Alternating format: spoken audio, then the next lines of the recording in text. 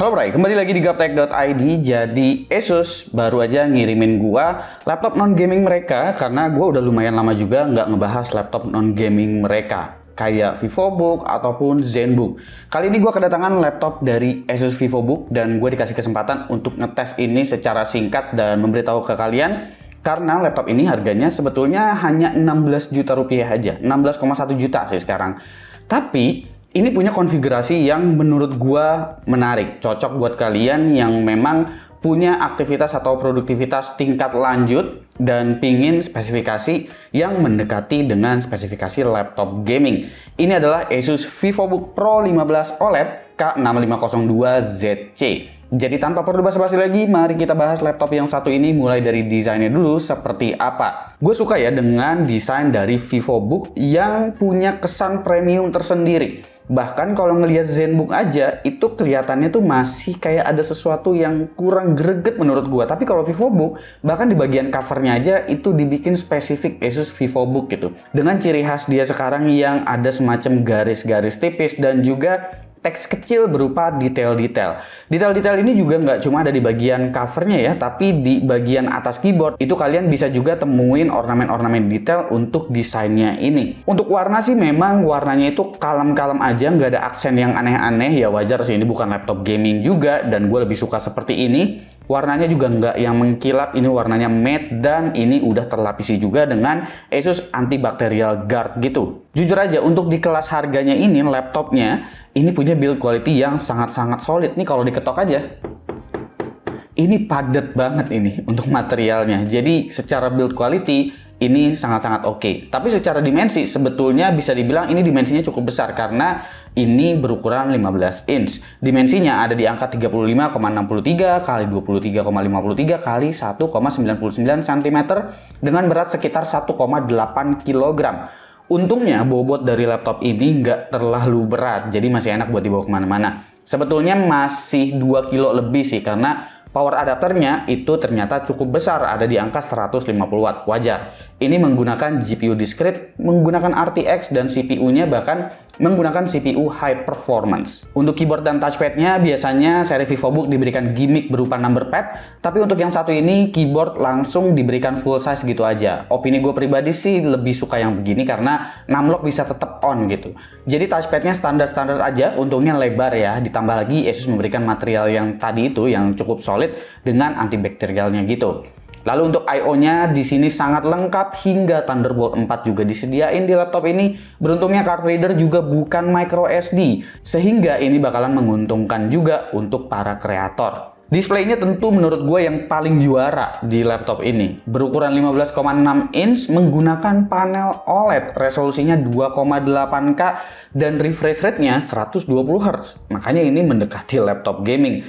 Color gamutnya juga ini sangat-sangat oke, jadi gue bisa bilang di level harga ini jelas bagian layar yang berasa ini super premium. Lalu bagaimana dengan spesifikasinya? Untuk CPU ini menggunakan Intel Core i5 12450H, GPU-nya GeForce RTX 3050 laptop 4GB, RAM 16GB DDR4 3200 MHz, NVMe PCIe Gen 4 SSD 512GB, ada Wi-Fi 6 dengan Bluetooth 5.2, webcamnya Full HD, include dengan Windows 11 plus Office Home Student. Sekilas mengenai Intel Core i5 12450H. Ini adalah CPU dengan 4 P-Core plus 4 E-Core dengan total 12 thread. Maksimum turbonya ada di angka 4,4 GHz dengan power atau TDP 35 Watt sampai dengan 90 Watt. Asus mentuning CPU ini di level 80 sampai dengan 120 Watt pada mode performance-nya. Opsi upgrade disediain satu slot SODIMM nganggur, seenggaknya kalian masih bisa mengupgrade memorinya. Jadi nggak full solder di laptop ini. Lalu untuk M.2 NVMe-nya ini cuma bisa diganti ya, karena slotnya cuma ada satu aja. Dan kalau kalian lihat yang sekarang ini adalah kualitas webcam dari Asus VivoBook Pro 15 OLED.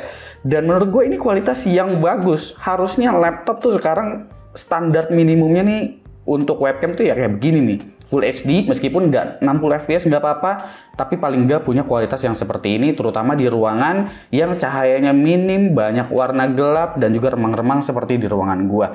Kualitasnya masih sangat oke. Dan ini belum menggunakan filter apapun, belum menggunakan NVIDIA Broadcast, ya belum menggunakan noise cancelling dari NVIDIA Broadcast-nya, ataupun melalui My Asus yang memiliki fitur tersebut. Utilitiesnya menggunakan MyASUS ya, jadi pengaturan profile power, fitur kamera, hingga noise cancelling kalian bisa atur di dalam laptop ini. Semuanya udah cukup lengkap karena ada fitur-fitur noise cancelling, baik itu untuk mikrofon, habis itu untuk speaker, kayak gitu-gitunya juga disediakan di settingan MyASUS. Oke lah, kalau begitu kita lihat aja langsung performance dari VivoBook Pro 15 OLED ini seperti apa. Oke, seperti biasa konsistensi performance CPU terlebih dahulu melalui Cinebench R23.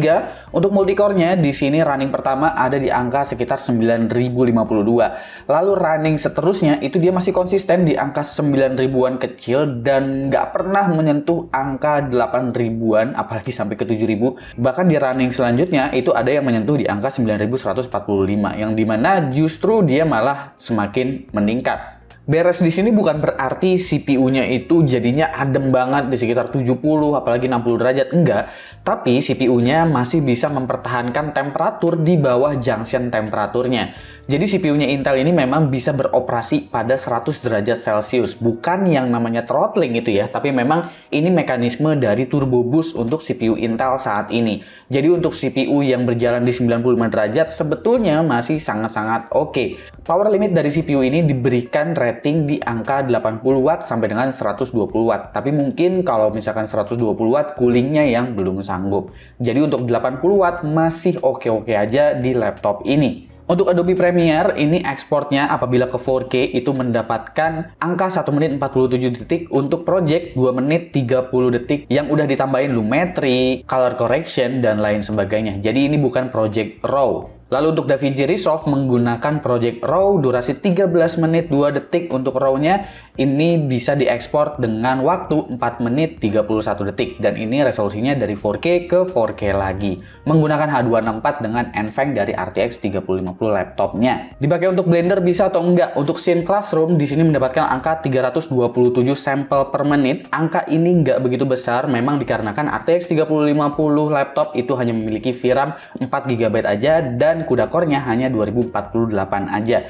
Tapi seenggaknya udah bisa memberikan akselerasi yang lebih baik ketimbang kalian menggunakan CPU doang. Kalian juga bisa menggunakan OBS dengan NVENC H264 ataupun menggunakan Intel QuickSync apabila kalian dalam mode hybrid.